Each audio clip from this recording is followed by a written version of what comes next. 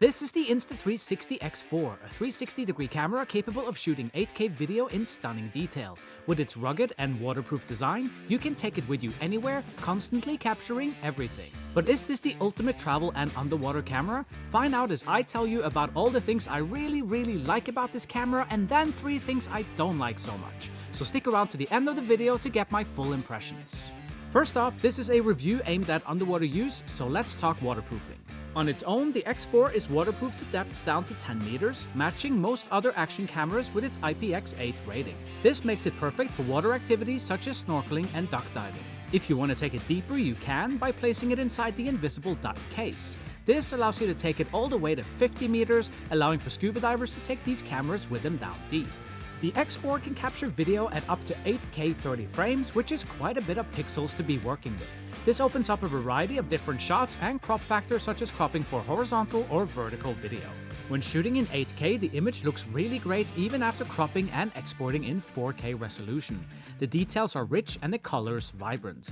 But it does run into challenges in low light, which is why we must also talk about the 5.7K recording mode. In this mode, 2 things happen. First off, we can shoot in frame rates up to 60 frames, allowing us to capture slow motion footage.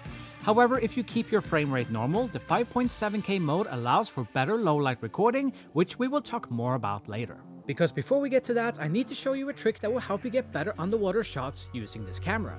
When you take the camera, or especially the housing, into the water, it will get water droplets on it when you pop it back out of the water. Now, for the sake of the image, this is something we want to avoid. And by the way, this isn't a problem exclusive to 360 cameras, all housings have this issue, but due to the circular form of the housing, it seems more prevalent. So with water droplets on the surface, you have 2 options, soap or spit. Soap works better, you just want a thin layer of it on the outside of the dome. This should work quite well for some time, maybe like 20 to 30 minutes. If you run out of soap, there's always spit. I don't think I need to explain that one. Another issue you might run into underwater is air bubbles sticking to the outside of the dome, showing up on camera. This usually happens either when you're near the surface or if bubbles from divers hit your housing. Just wave them off with your hand before you start shooting. Now, how does this camera hold up on land? Using the X4 to capture shots on board dive boats or from your holiday allows for several unique type of shots compared to other types of cameras. It can be mounted just as any other action camera, and due to its rugged design and these brilliant lens protectors, you can capture stunning images on your travels.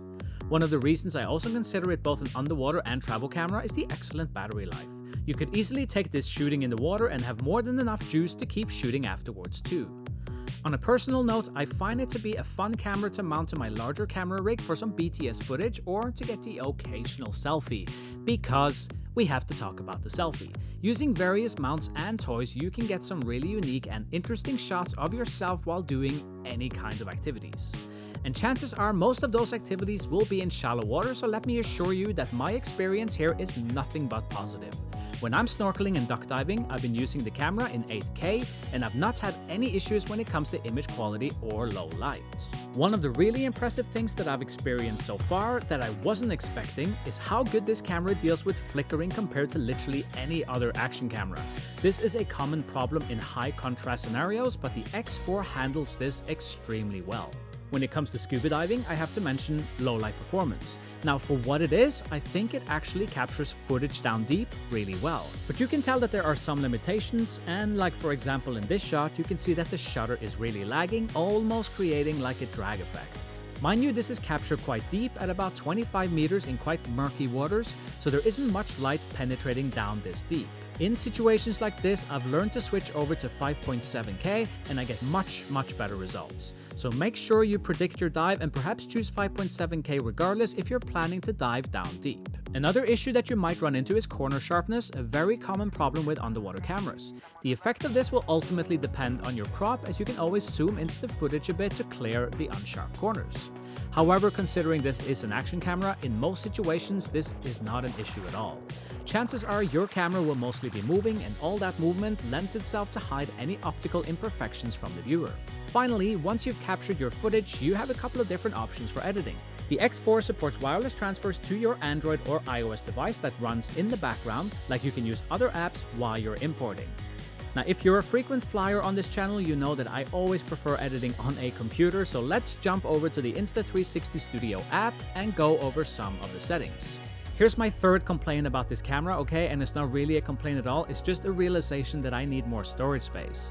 So if you're shooting at 8K, this shoots at about 210 megabits per second, which is really high for such a small device. And it makes total sense. 360-degree image, of course there's going to be a lot of data and you're going to want that data.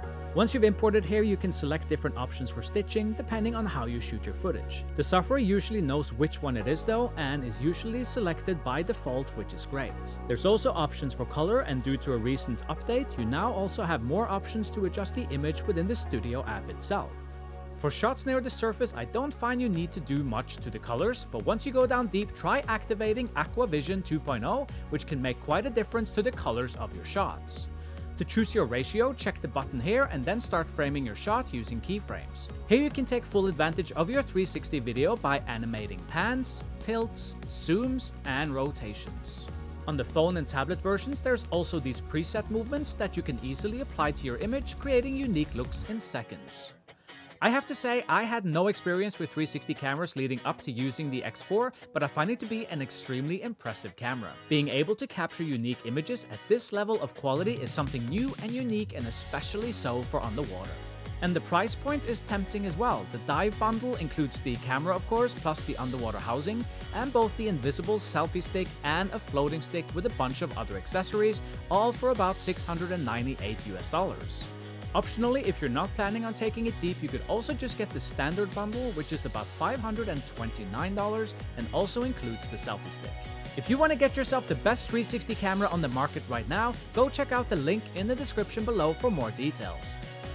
I hope you enjoyed this video, and I'll see you in the next one.